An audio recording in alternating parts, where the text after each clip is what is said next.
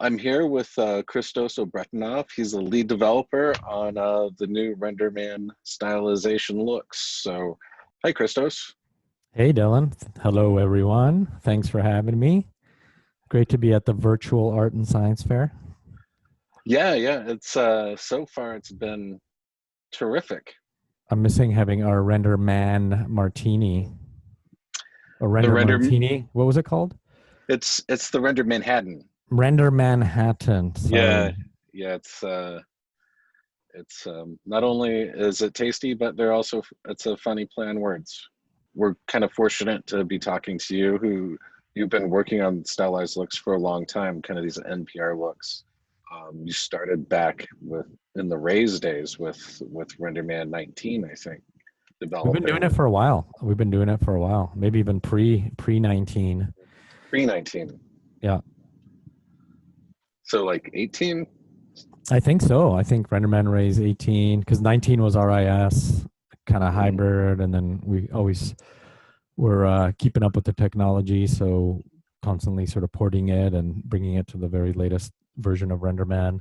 And then the newer stuff in RIS gave us a lot more flexibility to really go off the pixel with some of the off geometry stylization, which hadn't been possible before. So as we started kind of prototyping it out in back in RenderMan Rays, it was more of a multi-pass thing. So now, and for a little bit now, it's like everything's in one pass.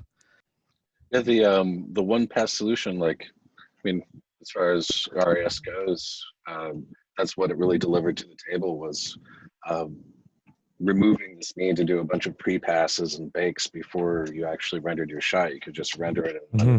one go, and having that same philosophy not only with your physically based materials but with your stylized looks is also super powerful. Yeah, exactly. And can you talk a little bit about how you've approached integrating the stylized looks into RenderMan? So, I mean, just to back up, it's not a compositing workflow, but it's something that allows us to do live rendering. We can do the IPR rendering and then start creating the look. But the on a deeper level, how you've integrated it into the system, into kind of the brains of RenderMan by piggybacking on some of the existing technology and not replacing it. Correct, It's, correct. Like, because you could go into different directions where you write like a brand new renderer that has stylized looks, but then we'd have to constantly keep up with everything else that's photoreal, and we don't want to necessarily go down the road of like just one particular style. Like we want to keep it open for different styles, and then especially we want to be like mixing and matching maybe like a photo surreal look or a photoreal look with a stylized look, kind of all in one thing. So we wanted to make sure that we kept it sort of piggybacking, like you were saying, off the latest RenderMan technology. So you can choose any integrator you want with RenderMan, whether that's a path tracer or a bidirectional path tracer or any path tracer or integrator that RenderMan might release in the future. So we kind of work with that, and then we sort of go into different directions to stylize all those different looks. So if you've got a new Photon Path Beam Super Deluxe VCM coming out in 2022, how'd you you know, know? I just put all the words together that you guys have done in the last 3 years, Right. and I added the word super. Yep. We don't want to keep up with that. We'll kind of piggyback off of it, and just it's a deep integration. So we're going to get all the separate kind of light path expressions and data from that. So we built around that, and then also have per kind of object per shader control. So sort of right out of the box, you can sort of have some global stylizations, but then in practice, in production, users will want to tweak certain components of a character or a set or a background or object or a car. So we want to be able to integrate that way where they can do that sort of at a very local level. And then we've also added on top of that, we don't want to just keep it in the materials. We also want to have lights. So we give the power to the lighting artist or the cinematographer. And now you can have like sort of an NPR light, and that's just kind of a concept. That's why I put it in quotes. It's not a different light. Again, we're piggybacking just like we are off the RenderMan integrators, off the RenderMan lights. and somebody can have 10 lights in a scene, 9 of those can be physically based, and then this one over here, that's like a tune or like a hatching or an illustrative light, and as we move that through the scene, everything that lights gets that stylization. So you can You, imagine how sort of creative one could get with those different options. well, you had a one slide in one of your previous presentations that that still sticks out in my mind. I think it was um, don't dumb it down. Like you have this really powerful modern path tracer, and one of the goals was to implement a system that allows you to do stylized looks without just like you know, using it as a mechanism of outputting things. You actually want to harness the actual brains of the renderer. Yeah, and that was sort of because some of the styles that we go to, like maybe we do some anime and tune. We want to make sure we're not just going backwards in technology, because there's been some fantastic advancements in photorealism, but also sampling, subsurface scattering, et cetera, et cetera. And some of the stylizations are in essence can be a simplification, if that's what's kind of desired by the story, but we're not like dumbing it down and saying, oh, we're going back to rendering in the 90s when all we could do is tune. It's using the very latest integrators and lights and sampling, but just going into different directions. So you did some nice treatments of the onward walking teapot for 2020. The Can you new teapot, the always new exciting. always exciting. First time it's been AR, and this video is pretty exciting too. Can you tell us what's happening in it? Yeah, so we've got the lovely new teapot, and because I love split screens, I'm just doing a few different treatments on it. And we start off with this awesome render of the teapot, and then we start stylizing it with this kind of Kuwahara implementation, and Kuwahara is like a paper on like brush kind of smearing technology that we're testing, and it doesn't have the brushes going like way off the geometry, but it was really stable over time. And then we have a few kind of more wild and wacky tests where we have actually like brushes going way off the geometry. So we're back to the Kuwahara here.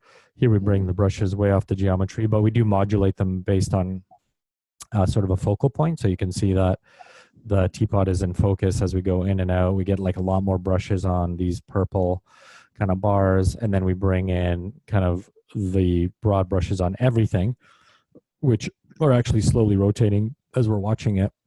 So that can get distracting, obviously. So we sort of use that in particular instances, and then we can have different settings in those plugins to actually not have them jumping around that much. They might stick to a certain part of the geometry, but we do want to dynamically move that a bit because we don't want it totally just flat static sticking. So like once you start going off the geometry with brushes, you can go into so many different directions. But the key is we're using, again, the deep integration where we're using all the 3D information we're getting from RenderMan. So this is a original shot from Only a Dream, and that's a film that is being worked on by some folks at Pixar. And here we have deliberately slow-mo. I rendered this out at 6 frames a second just so we can see some stuff. So this has, quite a big radius of this Kuwahara filter run on everything. So we're just running on everything just to see what it's doing. And it looks really cool with the hair. The eyes are kind of weird, so we wouldn't, apply it on the eyes. Perhaps you can do masks, but like right there at the end, I think it's on her screen right above her eye. It's kind of cool. This like brushed sort of where her eyebrow is looks really neat. And then this one, we're using the camera depth. So she's in focus. This piece of hay that she brings up, I think it's kind of neat because it goes in and out of focus. We often talk about what happens in the background, and people want to blur out the background or do more of a painterly background and whatnot, which we're certainly doing here. But also it's interesting when things come, very foreground and they're out of focus. So if watch here, and this is why it's rendered slow, this piece of hay, like it just quite has this smeared sort of painterly look. and then she brings it up into focus and out of focus. Like, I think that's cool because we've been seeing these, traditional camera depth of field, which look fantastic. It's blurry, but let's make it something else, and let's make it more deliberate instead of just blurring it out. Maybe we bring in some brush strokes there or some line work. And then when it comes in focus, we still see the power of RenderMan's very latest. Yeah, this is a great example. I think it's from a co-op short at Pixar, one of the employee projects. It's called Yeah. Only a Dream. Yeah, Yeah, you Only a mentioned the Dream. title. Yeah, and I think Leif Peterson on the RenderMan group was working on it. Yep. So he wanted to run some NPR tests on Mm-hmm. it. So And we always want to test the stuff on kind of animated examples. So which we're doing as much as we can. A lot of folks want to, how does that look? How does the hair look when it's animated, and etc. So it's easy to do stills, but stills you can't really describe, like, what does it do over time? Obviously, like, it looks great, but how did you put it together, etc. So we trying now to do more and more those live demos that we looked at, showing like this is in RenderMan in one pass. Like, look, it's happening. And B, doing these kind of animated ones with hair, etc. Just to what does it look like animated? So that's why it was great to get Leif and the rest of the team on Only a Dream to to be able to use the shot. And we're continuing testing on this. These are just kind of early tests, so we'll see more of these as we try the different techniques on these animated tests.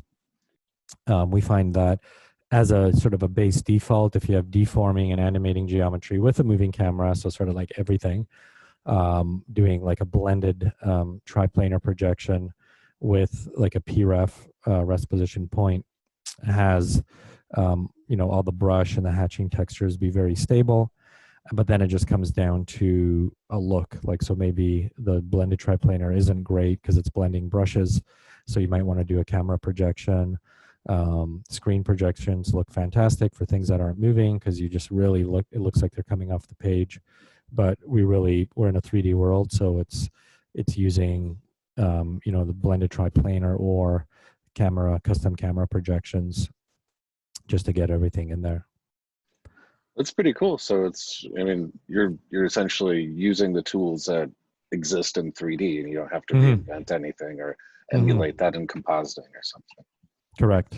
Especially for all the 3D data that it already exists there. People have been using these projections for many things over the years. So let's just, again, piggyback off of those, use those, but we're feeding them into the stylization, and then it becomes, like we said, just a matter of taste, art direction. Maybe the brushes are too static. Maybe they're moving around too much. Everybody wants something different because there isn't any. It's not on a plate where it's like, oh, that's not photoreal. It's like, we want it to go way off the geometry. Actually, that's too conservative. Whereas somebody else might think the other thing is just way too out there and distracting, and nobody's right or wrong.